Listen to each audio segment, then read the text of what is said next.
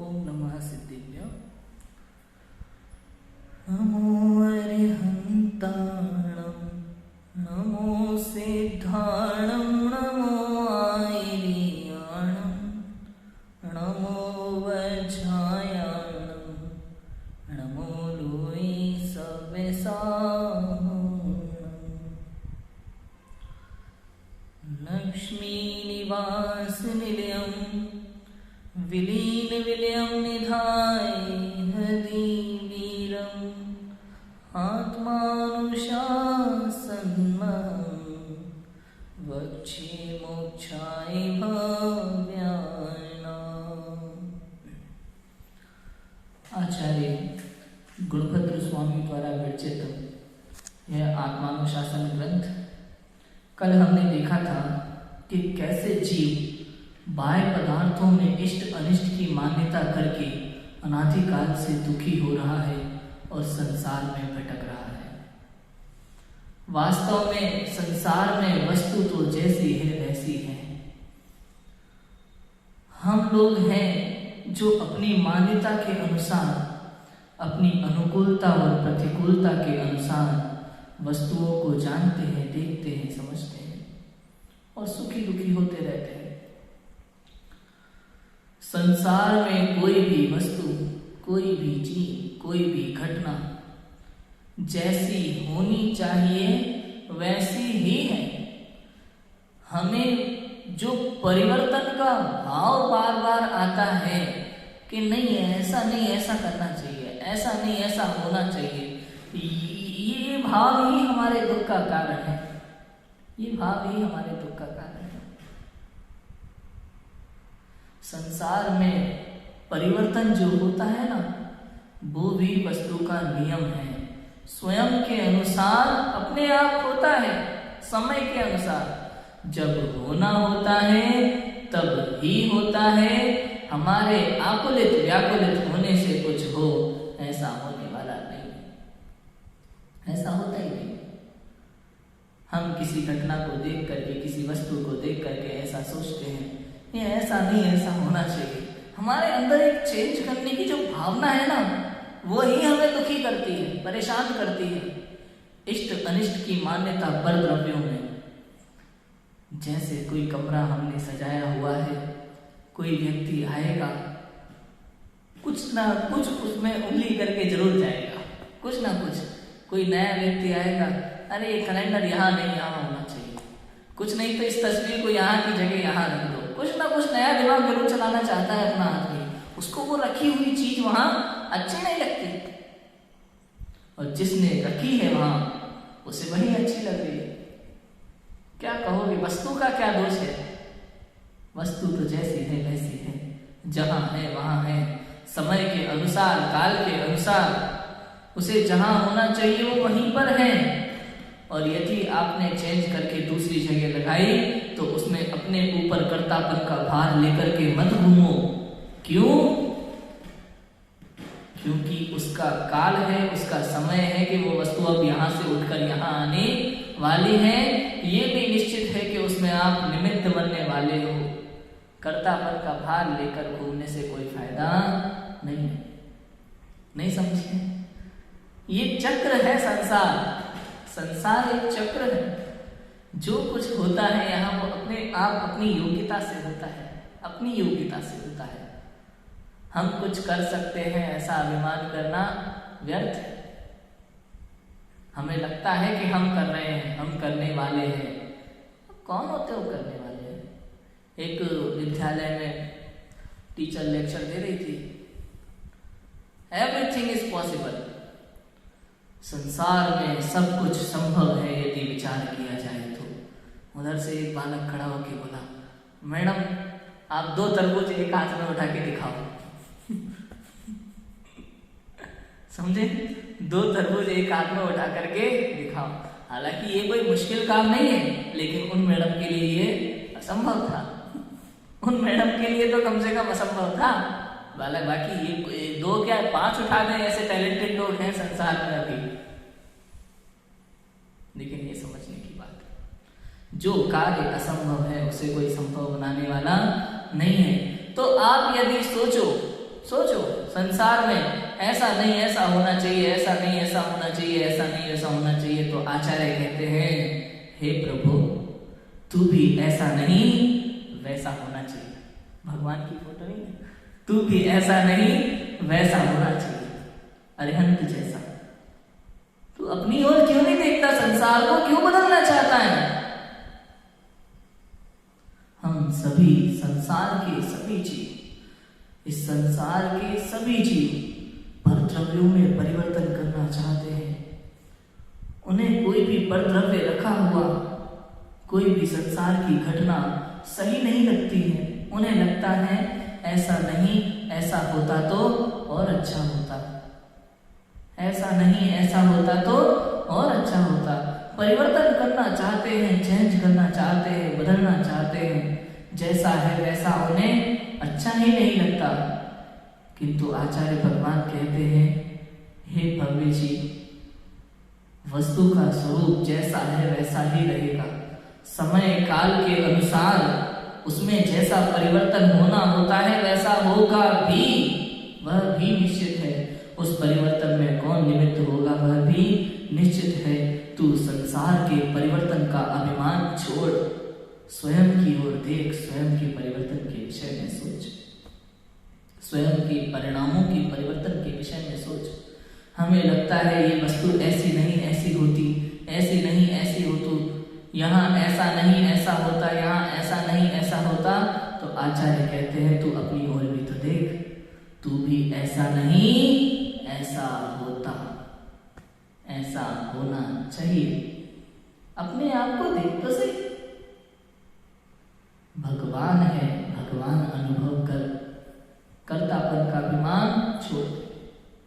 ये इष्ट अनिष्ट की मान्यता थी जिसके कारण से अनादिकाल में जीव दुखी है, संसार में अनादिकाल से दुखी है। इष्ट अनिष्ट की मान्यता अर्थात मिथ्यात्व सबसे बड़ा पाप, जिसके वश होकर जीव घोर पाप करता है। आज हमें बात करनी है 49 नंबर के श्लोक पर।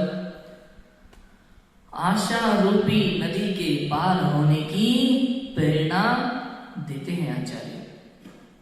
यह आशा रूपी नदी तुझे बहाकर भव समुद्र में डाल देती है, इसलिए तू उससे तैरने का उपाय कर। यह बात आगामी छंद में आचार्य कहते हैं। आशा मतलब इच्छाएं, आशा मतलब इच्छाएं, वांछाएं।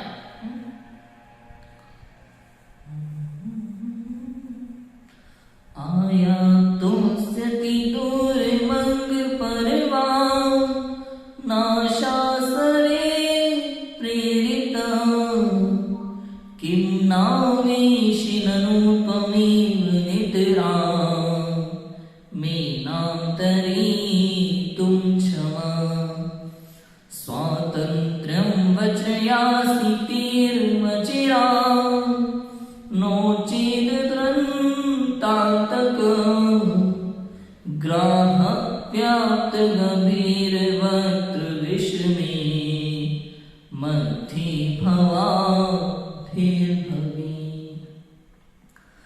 पर की आशा सरिता में बहकर आई अति दूर अहो, नहीं जानती क्या तुम्हें तिरने की सामर्थ्य कहो। हो स्वतंत्र तट पाओ, नहीं तो डूबोगे भव सागर में, काल रूप ग्रह मुख से भयप्रद दुखमय अंत अहो जिसमें।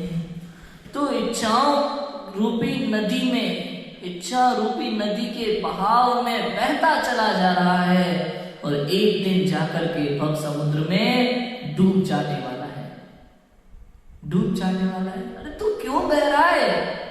क्यों इच्छा रूपी गड्ढे में बहता चला जा रहा है, इच्छा रूपी नदी में बहता चला जा रहा है? कहते हैं कि तेरी खुद की सामर्थ्य है कि तू तैर करके निकल सकता है उस नदी में से। समझे क्यों बहता चला जा रहा है? जिस जीव को तैरना नहीं आता वो नहर में गिर जाए, नदी में गिर जाए तो उसकी मृत्यु निश्चित है, डूब कर मर जाएगा पानी में। ऐसे ही कहते हैं तू इच्छा इच्छा रूपी नदी, आशा रूपी नदी के बहाव में बहता चला जा रहा है अनादिकाल से, और इसी कारण से एक दिन भव समुद्र में डूब जाएगा। तू अपनी शक्ति को भूला हुआ है, भूला हुआ है। तूने अपने आप को भगवान न जान करके कुछ और मान के रखा है। तू आशाओं के गड्ढे में पागल जैसा हो रहा है और नदी में बहता चला जा रहा है। तुझमें सामर्थ्य है, शक्ति है तैरने की, उस नदी में से बाहर निकलने की, लेकिन तू डूबता चला जा रहा है। देखो लिखा है, हे मित्र, मित्र आचार्य मित्र कह रहे हैं, हे मित्र, तू पर वस्तुओं का विलासी होता हुआ आशा रूपी नदी के प्रवाह में बहते बहते अनादिकाल से अनंत जन्म धारण करते हुए बहुत दूर से आया है, बहुत दूर से आया है। कहां से आया है? निगोद से, बहुत दूर से आया है। क्या ये तू नहीं जानता कि इस आशा रूपी नदी से पार होने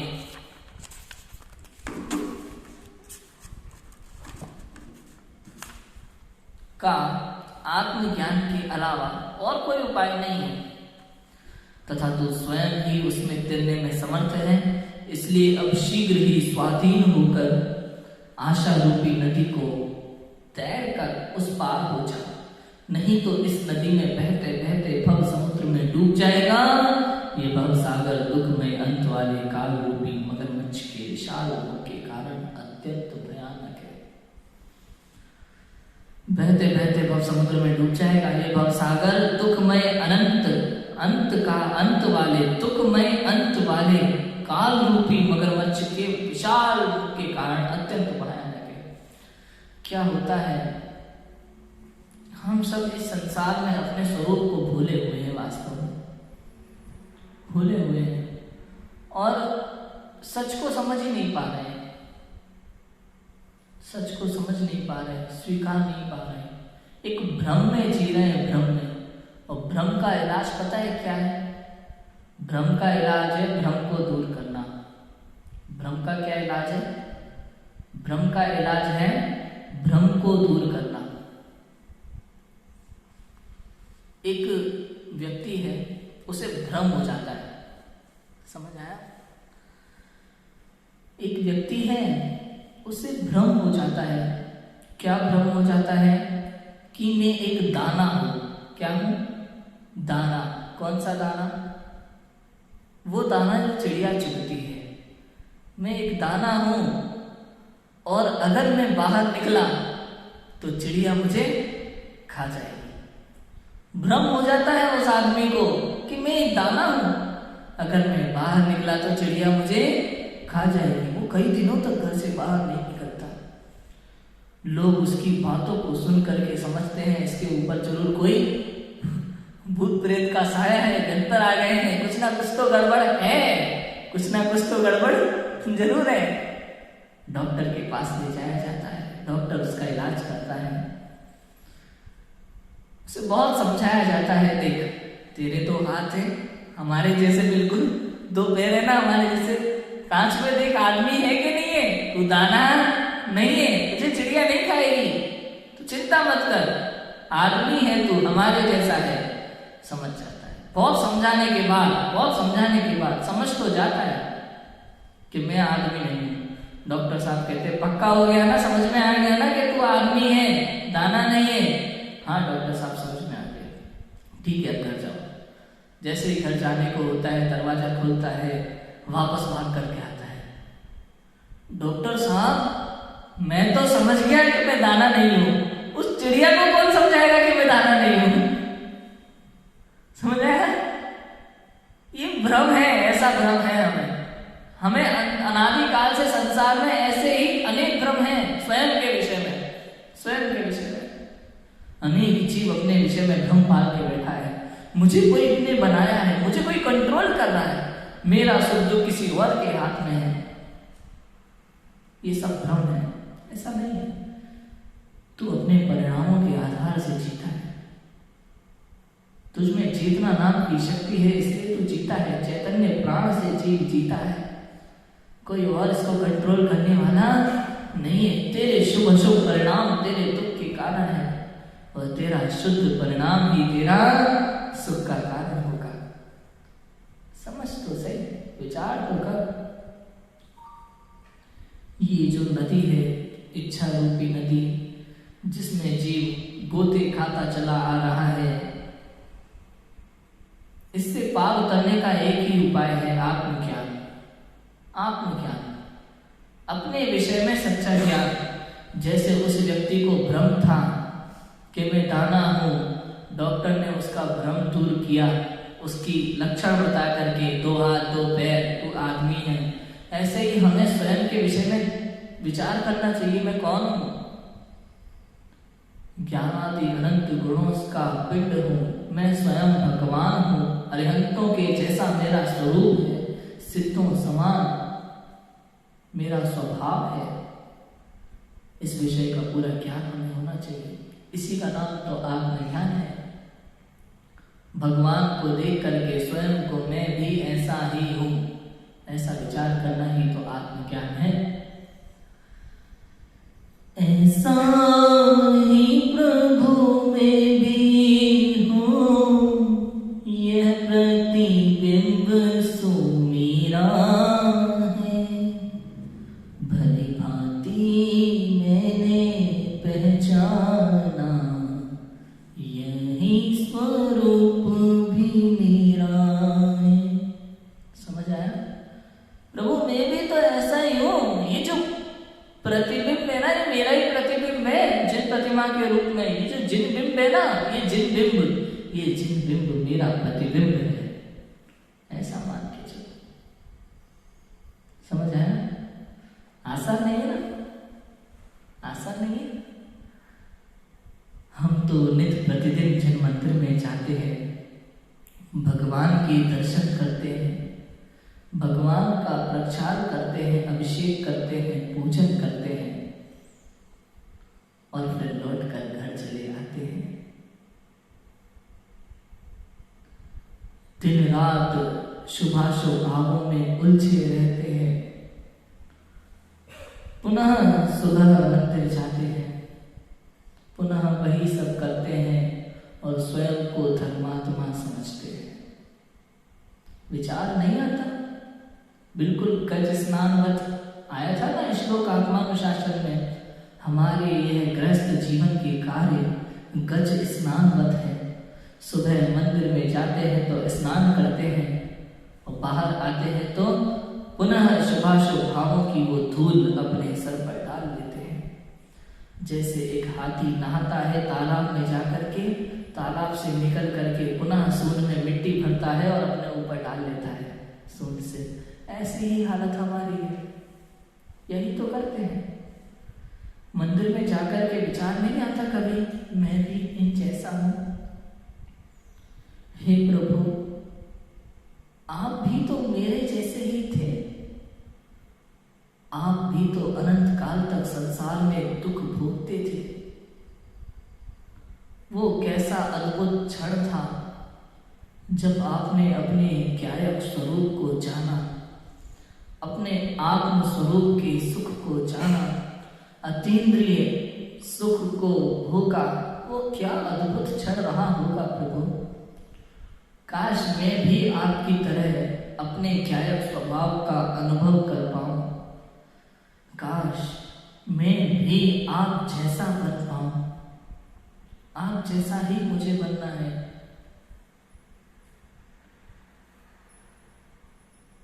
प्रभु आप वीतरागी हो गए, पूज्य हो गए, मैं अब तक रागी ही रहा। प्रभु आप में मुझ में कोई और अंतर नहीं है। आप स्वयं को देखते हैं और मैं संसार को देखता हूं। मैं संसार में सुख खोजता हूं, आप स्वयं के सुख का भोग करते हैं। मैं आंखें खोल के संसार देखता हूं, आप आंखें बंद रखते हैं, फिर भी पूरा संसार आपके जानने में आता है। मुझमें भी वो शक्ति है, पर मैं अपनी शक्ति का अनुभव ही नहीं कर पाता। मैं नित्य जिनालय में आता हूं, आपके दर्शन करता हूँ प्रभुवर, आप जैसा बनने की भावना भाता हूँ। अष्टमंगल द्रव्य से आपकी पूजन करता हूँ और नित्य प्रण लेकर जाता हूँ मंदिर से कि आज से मैं क्रोध नहीं करूँगा, मैं किसी भी बात का अहंकार नहीं करूँगा। काम आदि भाव जो मन में उत्पन्न होते हैं सबका त्याग करूँगा, शांतिपूर्ण जीवन जीऊंगा। जिनालय में जाते ही तरह तरह के विचार मन में उत्पन्न होते हैं, भगवान जैसा बनने की भावना उत्पन्न होती है और जिनालय से बाहर आते हैं तो फिर से संसार में उलझ जाते हैं, फिर से संसार में उलझ जाते हैं। यही तो गज स्नान है, यही तो गज स्नान है। बिल्कुल उस हाथी की तरह जो तालाब में नहाने जाता है और तालाब से बाहर आकर धूल मिट्टी अपने ऊपर डाल लेता है सूंड से, गज स्नान करता। समझ आया? ऐसा ही हाल है ना हमारा। नित्य जिनालय में अपने विकारी भावों के कारण विचार करते हैं कि मैं भगवान जैसा होते हुए भी संसारी हूँ, दुखी हूँ और भगवान अनंत सुखी हैं। बाहर आते हैं तो संसारिक सुख में मग्न हो जाते हैं, इंद्रिय दुख को ही सुख समझने लगते हैं। गजब की बात है, गजब की बात है। नित्य जिनालय जाकर के स्नान करते हैं, बाहर आकर वापस से धूल मिट्टी अपने ऊपर डाल लेते हैं। कब इसका अंत होगा? कब मैं गृहस्थ अवस्था त्याग करूंगा? कब मैं निर्गत दशा धारण करूंगा? कब ऐसा मंगल अवसर आएगा? पता नहीं। नित्य विचार आता है, संत साधु बन के विचरो, वह घड़ी कब आएगी? चल पड़ो में मोक्ष पथ में, वह घड़ी कब आएगी? नित्य ऐसा मंगलमय विचार उत्पन्न होता है अंतर में, किंतु पता नहीं शारीरिक कमजोरी है या परिणामों की कमजोरी है। निर्गत दशा लेने का भाव तो आता है लेकिन ले नहीं पाते। शक्ति भाव की कमजोरी है या शारीरिक कमजोरी है पता नहीं, या दोनों ही कमजोरी है पता नहीं, किंतु चाहते तो है, अच्छा तो लगता है। दिगंबर मुनिराजों की भक्ति करना, मुनिराजों के गुण गाना, उन जैसा बनना, वो जीवन जीना अच्छा तो लगता है, लेकिन हम उस मार्ग पर चलने के बारे में सोचते हैं तो हृदय कांप उठता है। ऐसा लगता है पता नहीं हमसे होगा या नहीं, पता नहीं कर पाएंगे कि नहीं। कब वो वैराग्य का अद्भुत क्षण आएगा मेरे जीवन में, तब जब मैं भी जिद इच्छा धारण करके संसार पार उतरने के मार्ग पर चलूंगा। आएगा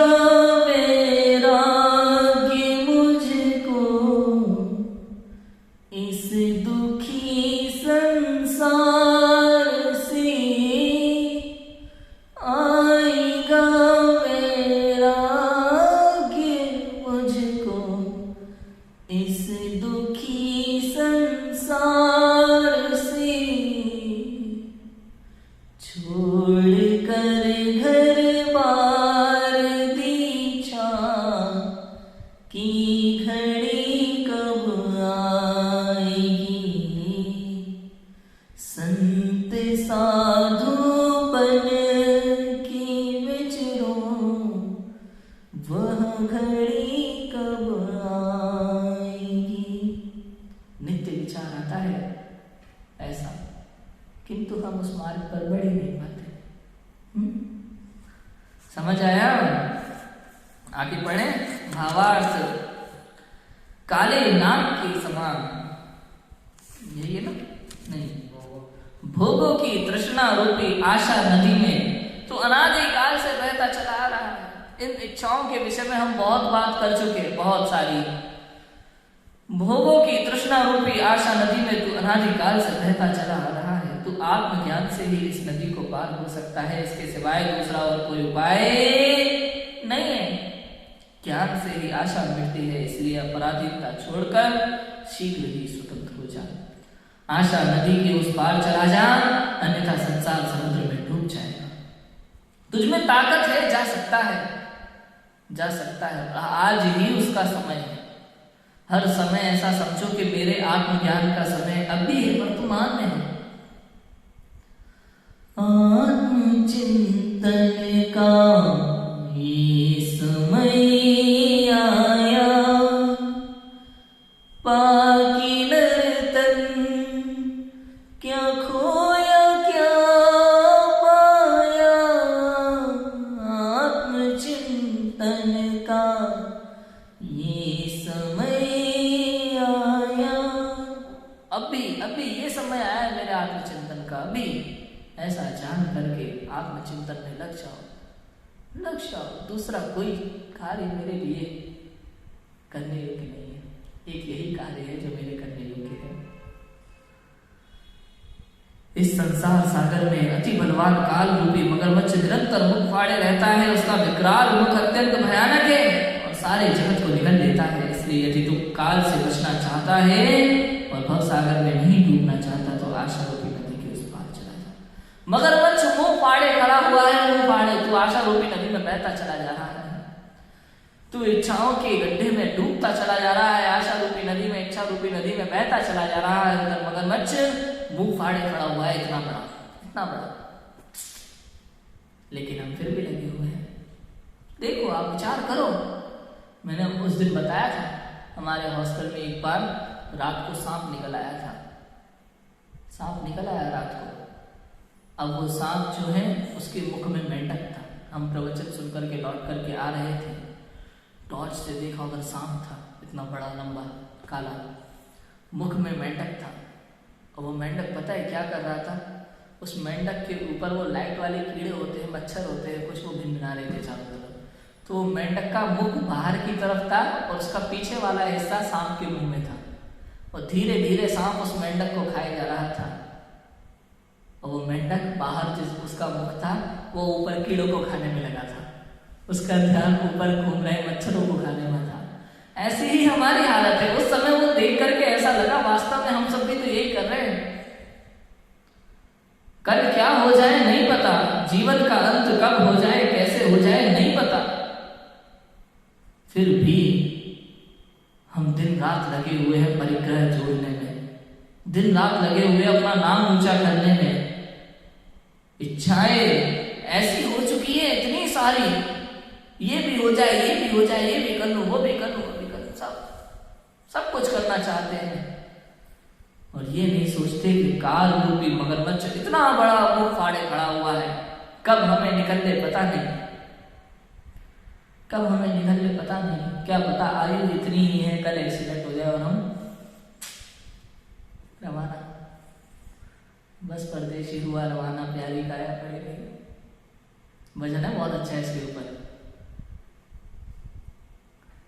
आशाओं का हुआ खात्मा, दिली तमन्ना धरी रही, बस परदेशी हुआ रवाना, प्यारी काया पड़ी रही। गजब का भजन है। दुनिया भर की आशाएं सब धरी की धरी रह जाती हैं जब ये समय बीतता है तो। इसलिए आशा पूरी करने में नहीं, आशा त्यागने में पुरुषार्थ करो। समझ आया? एक नेताजी खड़े मंच पर भाषण खूब सुनाते थे। ये कर दूंगा, वो कर दूंगा, गप्पे खूब लगाते थे। फटा बम्ब और उड़ गए नेता, फटा बम्ब और उड़ गए नेता, टोपी सर पर धरी रही, बस परदेसी हुआ रवाना, काया प्यारी पड़ी रही। सोचो तो सही, जो काम कर रहे हैं ना आप लगन से, वो सब धरा का धरा रह जाएगा जब समय आएगा। इसलिए कहते तू किन इच्छाओं में लगा हुआ है, को छोड़ दे। और तो छोड़ो, हमारी और आपकी तो ठीक है, जिनकी उम्र हो गई है 70 और 80, वे भी पी रहे हैं लस्सी, आराम से पाँव पसारे। और आप ये विचार करो, उम्र के बचे नहीं है 4 दिन, उम्र के बचे नहीं है 4 दिन, फिर भी लगे हैं पैसा गिन लगे हैं पैसा। विचार तो करो स्वयं के विषय में, स्वयं के चिंतन के विषय में, कौन हो, कहाँ से आया हूँ, विचार तो करो। एक बार अपने आत्म स्वरूप का अनुभव करो, क्योंकि इच्छा रूपी गड्ढे से बाहर निकलने का एक ही उपाय है, इस नदी से तैरने का एक ही उपाय है। यदि भव समुद्र में डूबना नहीं चाहते, काल रूपी मगरमच्छ से भी बचना चाहते हैं, तो एक ही उपाय है, आत्मज्ञान करो, अपने आत्मा के स्वरूप को समझो, निर्णय करो, अनुभव करो। यही एक मार्ग है, अन्य मार्ग नहीं है। हम सब इस मार्ग को पकड़ें और आगे बढ़ें। इसी मंगल भाव से की बात को विराम देते हैं। ओम नमः शिवाय।